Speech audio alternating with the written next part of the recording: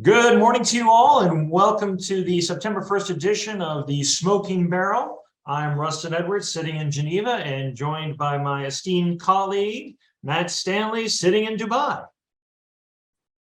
Greetings. Greetings all, yes, greetings. So, Matt, how are you looking at things today? What do you see out there in the world of oil? Well, it's all a little bit grim. Where are we now? 12, just put a timestamp on it, 10 past 12 on the 1st of September, middle of the Singapore window, but I wouldn't care about that anymore. What's a window, I hear you ask? Exactly.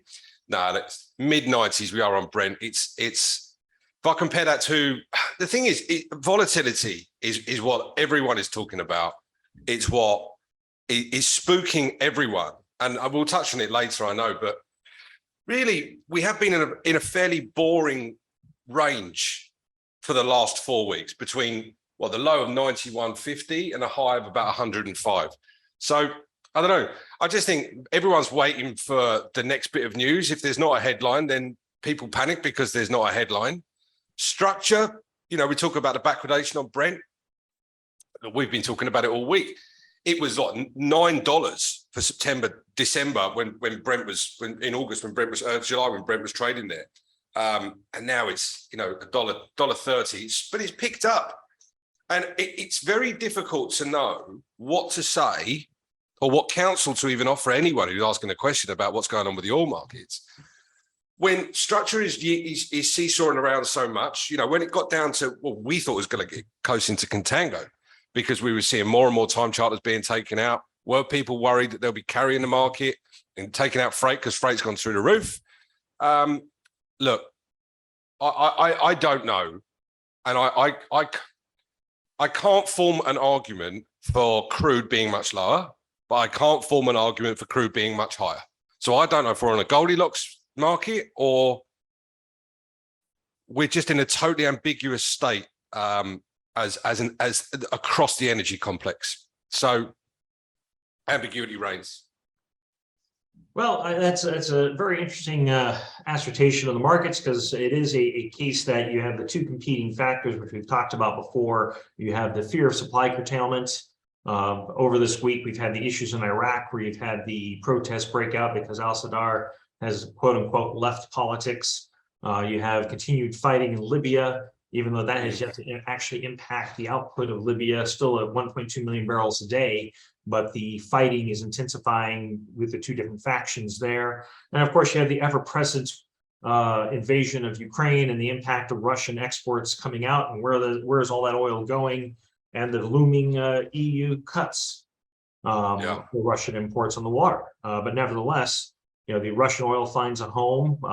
You had the Saudis and OPEC are a bit concerned about the oversupply of crude developing and the potential of recession on the forward curve, which I think is really driving the negative sentiment, is the demand destruction that's happening and continues to happen around the world. I mean, even today, you've had the announcement from China around COVID lockdowns once again, locking down approximately 30 to 40 million people in the Shandong and the Hubei provinces, mainly because they have a spike in COVID cases.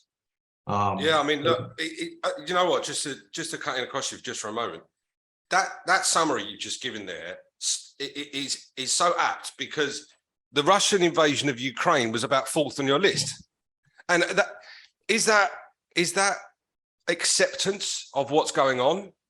And this is why I'm so ambiguous. It's because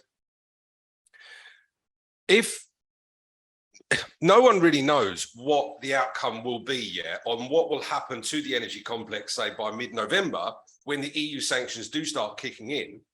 For me, that has never been anything but front page news. And one of those news articles where it's in extra big writing, because it's really like, this is big news. But at the moment, it seems to be like, there's issues in Yemen and there's issues in Libya. And by the way, Russia is still invading Ukraine.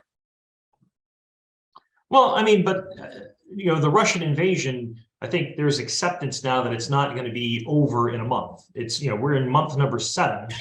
And it's probably going to take it's probably going to become a long-term frozen conflict over this point in time. You've got the military supplies coming into Ukraine. You have Russia with their own problems recruiting troops and maintaining troop readiness levels inside Ukraine. that it will become a stalemate at some point. And so there Well, is a winter is coming. but I think it's become a part of market acceptance at this point that it's going to be a war, it's a conflict, but it's primarily a European conflict, not a global conflict.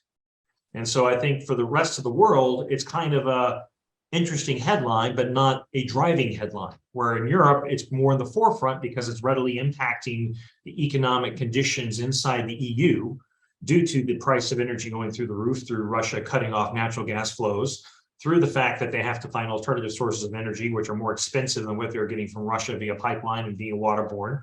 And so you end up in this interesting dichotomy where all the Western press focuses on the war as a main impactor, yet the rest of the world puts it on a third or fourth page story in the newspaper. Yeah. No, I think you're right. And that's what I mean. That's, how to summarize markets right now. And the fact that we're faced with record high, multi-decade high inflation and a possible recession. But I know you'll want to touch on that later on. Well, I mean, that is kind of where we're at the moment. I mean, it is a case that the recession is, I think, the recession and negative economic impactors that keep coming out every day. We've had PMI numbers coming out of Europe and out of China showing negative PMI growth. You've got PPI numbers that show continually increases in producer prices, which means higher inflation yet to come. And so those factors show to negative economic growth for the entire EU, Asia, US markets, which are where the majority of your consumption of petroleum products come from, your consumption of energy. So if anything, it shows that probably in Q4, we'll see a further downgrade in oil prices and energy prices in general as demand gets curtailed massively through the through recessionary pressures and shutdown of industrial business. You throw on top of that increasing interest rates, which makes financing of energy, financing raw materials even more expensive, and you've got a perfect storm of economic collapse. You have, but, and I have to offer a counter argument here because we wouldn't have started this podcast. We're all going to dance around a campfire, toasting marshmallows and holding hands. Middle East is fine, mate. We're fine. No worries. Middle East is always fine before heading into a global recession. Yeah, we're fine. We're absolutely fine. And look, we're storing that money away. We're keeping it under the mattress. Whatever we need to do with it, come to Dubai. It's all fine. I don't see what the issues are. You doom and gloomers in bloody Europe. Oh, I haven't got enough coal for me fire, mate. No, we're fine. Okay, move here. No worries. The world will not go into a depression. Said the man before his price of food quadruples because the price to get that food in there goes through the roof. Well, no, we're fine with that as well. We've got hydroponic farms and pizza ovens in gardens, and we've got, we're self-sufficient, mate. We don't worry about you Westerners. Well, speaking of that, you bring up the Middle East because we do have the ever-looming OPEC meeting, which is going to take a much interesting light this time around, mainly due to the comments made by the Saudi oil minister last week. Was it last week? Yeah. It was last week, where he said that the market was schizophrenic, too volatile, and they may need to cut supplies in order to calm the market. Yeah, that's some punchy rhetoric from Prince Abdulaziz. Not surprising though. Look, he's always, and rightly so, and it will be an argument that will rage for decades. But inherently, if you're going to have such a strong liquid market as Brent and WTI are, then you're going to have people who are not in the oil market investing in it. It's the nature of the beast. And volatility reigns. That's how people make money. No one makes money in a flat market. It has gone out of whack this year, but I think swiping the Wall Street funds and saying that, okay, if you're gonna dick about on the futures markets, then I'm gonna do something about it on the physical side. So you do ouch like hell. That's what he threatened it last year. Look, narrative aside, what do they do? I think they don't do anything. I think they don't do anything, but I just see more aggressive language in terms of statements on the, if they cut now, I mean, a good job that Biden went to go and see the Saudis to make sure that there was plenty of oil. He really made an impact there, didn't he? Really, thanks for that, Joe. If they cut, I think the market loses faith in the group, and that has really been what's kept markets buoyant. Has been since COVID and negative oil prices in April 2020, the group have got together, and it's OPEC plus now. It's not just, the core GCC and others. It's Russia included. So they have been consistent. They have been. They haven't really been dramatic or not too many knee-jerk reactions. The Saudis have been the de facto leader and always have been. If they react now because they're a bit upset that the market's too volatile, well, oil markets are, by their nature, they are volatile, and they do react to economic data, to demand and supply data that comes out, whatever it might be. So I think next week they don't do anything. Excuse me. But I do think that we will hear, we may have to do something in Q4. I think that that's what the market will take, and I think that will give us a pop on flat price. Well, I think that I agree with you that I think in this meeting, nothing will happen. There will be no increase, no decrease, because, the brass tacks of it all is that OPEC's underproducing by 2.9 million barrels a day already. Mm-hmm. So they're not oversupplying the market in that regard. So they're undersupplying the market against their own quotas. I mean, if they were at their quota level for everybody, I think this market would be at $30 already and be in a hyper contango situation, because there'd be too much more, there'd be more oil than the market needs. And I think the Saudis minister's comments were a bit of a mixed comment, and that saying that you want to curb volatility by adding more volatility, by saying you're going to cut supplies in a market that everybody says, oh my God, is so tight. Yeah. Doesn't really make any sense. I mean, I think his real statement was that should have been, we see a looming recession and we're going to start reducing supplies to the market, not to oversupply the market, which would have been a true statement, which I think would have actually lowered markets, because everybody said if OPEC sees a recession, then, oh my God, there is a recession coming. Yeah, but I see that as two contradictory objectives. It's not, because you're cutting supplies into a forward projected oversupply situation. To say that you're going to cut supplies because you don't like the volatility and the schizophrenic of the market, that the market's selling off when it should be going up, that sends a signal that the Saudi oil minister is more concerned about flat price level, not balancing the market. Exactly, and that's what I mean. So if the objective of the group or the modus operandi of the group is to control better the supply, or to manage the supply and demand of crude oil in the market, it shouldn't be, well, we don't like the prices are come off $10 a barrel when fundamentally nothing has changed. So I will make sure that price, because my objective is to make sure that prices are higher. I don't think that's right. So I think that's why the objective for me and for the rest of the market is that OPEC manage supply and demand. What do they manage? A third of the world's oil supply, something like that? Yep. Right. So if they can say, right, next month, because we see an oversupplied market, we're going to reduce it. Not we're going to reduce oil, we're going to cut our oil supply to the market because we think oil is too low. It's not valued properly. Right. Well, that's what His Highness said. He said basically, we think the market's disconnected from the fundamentals, therefore we're going to cut supply. We could cut supply. He didn't say we could cut supply. And that is a full reflection on where price is. Yeah, sure. Question for you. Do you think over the next couple of meetings, there will be more pressure on the OPEC, say the Saudis, de facto, say Iraq, what's happening there, and say UAE? Do you think there'll be more pressure to pull Russia out of the agreement? No, I don't think there would be. I think there's actually more incentive for Russia to remain inside the OPEC plus arrangement. You think so? Yeah. But logic in terms of energy supply was never factored in when the EU, UK, and the US boxed the Russians. Well, it's not about logic around energy supply. It's just the fact that OPEC has more power with the more players as part of the team. And Russia is not a marginal producer. They are a major producer in the world. Yeah. And so if you have a group of major producers that are aligned on how to manage supply to the market and keep the markets balanced, then you don't have what you had in 2020, where you had a contest to see who could spew out the most oil quickest to crash the market soonest. Okay. Well, I think that's I think the market will be looking for that as well. I think the market will be saying, okay, I don't think they will actually say, I don't think they will care if they say, okay, we're going to cut 500,000. It sends a signal, but I don't think it would have as much of a reaction. It's a case of, because they're under, and I'm sorry to interrupt you, but it's a case that they're already underproducing by 2.9 million a day.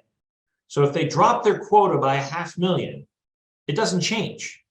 The market's still underproduced by 2.4 million a day because they're still not hitting that quota number. I think the biggest fear is that Saudi or UAE or KPC, Kuwait, they do a unilateral cut outside of the OPEC plus agreement, like Saudi did back in 2020, where they removed an additional 4 million from their supply to quicken the rebalancing of the market. Yeah. That's where I think the fear actually sits. It's not so much in what OPEC plus doing, it's a unilateral decision by Saudi to do something outside of the OPEC plus agreement.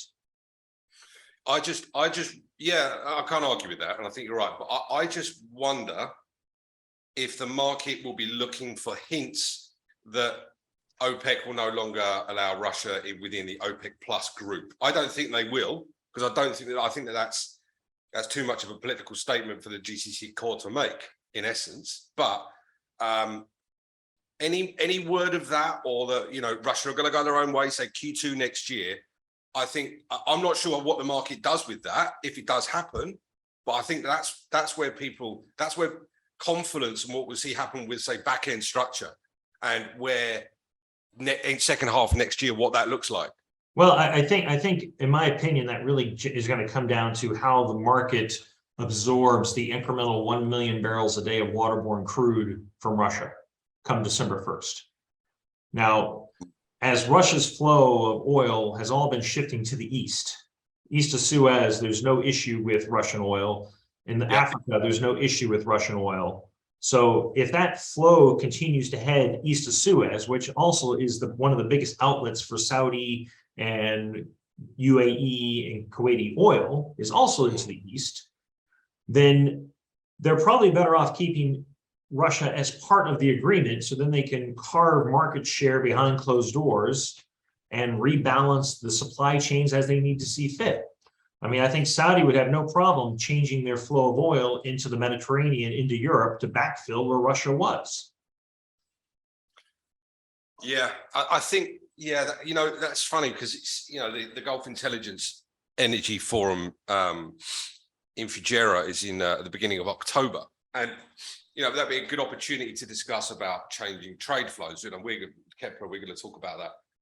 But one of the biggest things as well is what's happening in the refinery space. Now, we touched on it earlier on, just this fracturing, the situation that Europe are in compared to the Middle East. China are locked down, but the US are inflation's through the roof. It's a real sort of fragmented world that we're in. But next year, we're seeing the start of the Dangote refinery. We'll see Jizan in Saudi Arabia up. We'll see Duqm up, I think, 2024. We'll see Al Zour, the Kuwait refinery. That is really going to change, not because of the impact and what's happening with Russian oil, but trade flows were going to change anyway. Are we saying that in order to add to that the AG becomes a net exporter instead of a net importer of refined products, that they could run Russian crudes cheaper than, say, themselves, export their own stuff, because the whole energy complex is changing? Well, I think that's the net impact of all that, is that when you start looking at Q2 of next year, there's going to be a 2 million to 2.5 million barrel cut of crude from OPEC, not because of anything else other than the fact that they've restarted massive refineries, or they started up massive refining complexes. I mean, when you think of all those refineries, I mean, that's a fair amount of crude oil that's going to be consumed internally instead of being exported out. And so that does mean that products will be coming out, because I think, does Kuwait actually need 600,000 barrels a day of more product into the country? No. So that's all going to get exported out. And I think the Dangote refinery will change trade flow massively around West Africa. Where West Africa is a massive importer of products. That's going to flip around, where Dangote basically becomes the supplier to West Africa, and he actually has a little bit more to export. So if that is... Yeah, and it totally changes Northwest Europe gasoline market. It changes the whole Northwest Europe refining existence. Because most of those refineries have to run, and if they do run, their incremental barrel goes to export to West Africa or to South America. So it does change refining. How do you have to look at refining outlets going into next year, and how that's going to rechange the entire balance of global trade flow outside of Russia, because this becomes even, those refineries become big hubs of exportable clean product to the world that wants more clean product. Wow. Is that New World Order? It's reordering of the old world. It is. No, I think for me, 22 years I've been in the oil business now. I would say the Nigerian Dangote refinery is probably the biggest thing that's happened in the clean product market in my career. Oh, I would wholeheartedly agree. I mean, because the NNPC and their crude oil for product swap arrangement has been the basis of a lot of trade flow for the last 30, 40 years. You bring the clean product, you get crude oil to come out the other side. Now that you've actually had a refinery that's going to produce the clean product that the country needs, as well as the other West African nations, it changes that, recycles that flow in another direction. Yeah. And all that 600,000 barrels a day of clean product that was going into West Africa needs to go somewhere else. And so you end up with Atlantic Basin refining margins getting destroyed in the process, or getting rerouted, so that you have more imports into the US out of Europe that are on the clean product basis, or you have more rationalization of refineries in EU altogether, where you're shutting down the less environmentally clean refineries for more advanced refining systems that do things on a more destructive basis. So hang on. So with the Dangote refinery having a big impact for the wider audience, then the EU or Northwest Europe wouldn't have to export all that material down to West Africa. So it could stay within the continent, and that could replace Russian material that we're currently used to. It would definitely replace Russian material. Right. But you produce enough material then internally that you actually can also rationalize further your refinery footprint inside the EU, because you don't need all that refining capacity. So that in the long term, I mean, that cripples the Russian model, doesn't it? Well, it just reduces that. It strengthens the EU position, but the Russian model still has outlets. Yeah. Wow. I mean, that's what I mean. Look, this is what I was saying about, to start the conversation about the ambiguity, because there's so much sort of stacked up here, right? No one really knows when does the Dangote refinery drop? When does Al Zour start? When does Jizan start? There's all these things that are waiting, and for the time being, everyone's going, no. So it's like, what do you think? Because we're coming to the end now. No, what do you think is that pivot point? Is that one bit of news that people are waiting for before the market either goes, oh bollocks, or goes, yeah, love it, and it goes up to 140, where it goes to? Well, I think the market is poised to drop off the face of the cliff right now. I think that we're going to go weaker longer, and the only way you can stop that is for OPEC to do some real cuts against the actual supply of crude to the marketplace, or you have a major disruption to the tune of, Iraq goes into a full civil war plus Libya, where you lose 2 million barrels of crude to the marketplace. Then that could also be a push upwards, because you also have to remember, in the background, you still have the rumors and the titillation of a pending Iranian US deal, which always seems to be on the cusp of getting done, but never getting done. Yeah. But that specter also... Sorry. The UK manufacturing PMI just came out for August, and it was 47.3 versus 46 forecast. But China this morning... under 50, which is still a contraction. Yeah, I agree. And China this morning was forecast to be 50.2, and it came in at 49.5. So that's what I mean. Like, some places are booming, some places aren't, some places were booming, now they're not anymore. It's all totally confusing, and the market, I just don't think, knows what to do with it. But I'd agree with you right now. Sentiment is sell it. Yeah, and I think that selling sentiment continues in place. I think there will be some points that actual demand data will continue to come in lower than expected, and you're already seeing this impact in the industrial fuels. Naphtha cracks are at minus $25 per barrel, which naphtha is a baseline feedstock for plastics. And basically, what I'm reading is that ethylene margins and steam cracker margins are negative for longer.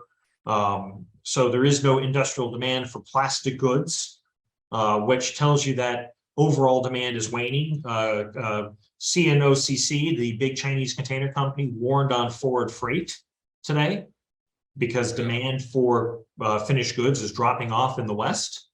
Right. So if you're starting to see that, I've always said freight is one of the leading indicators of economic activity, especially container freight, and industrial fuels are the second indicator. And if you've got industrial fuels such as high sulfur fuel oil, naphtha, trending into contango, low negative cracks in the near $30 a barrel, minus negative $30 a barrel. Now you've got container freight starting to come off because there's lower consumer demand. It points that we are heading into a deep recession at some point, and I think there will be a pinch point. And I think, the ECB with their interest rates on September 8th, and you've got the Fed on the 15th, on the 21st. Well, look, I mean, the bellwether they're using in the States, I agree with you, what you just said, totally. But the bellwether in the States I'm looking at is obviously the 321 crack, which now is trading at $27.50. This time last month, it was trading $52, right? But crude flat price is what? Where are we now? 93.90. Flat price was trading in the middle of February when we last hit this low, was trading $96. So I just don't know. I don't know what. Like I said, I agree that sentiment is weak, and there's been a general sell-off. I think August was the worst month for equities since 2015. We all know what happened then with oil prices, but I don't know. There's so much up in the air. I can't form an argument for 70 oil, but I can't form one for 110. So I think we stay between an 85 and $100 range, if I'm honest, until we start getting closer to Q4 and what happens with Europe and its energy supply.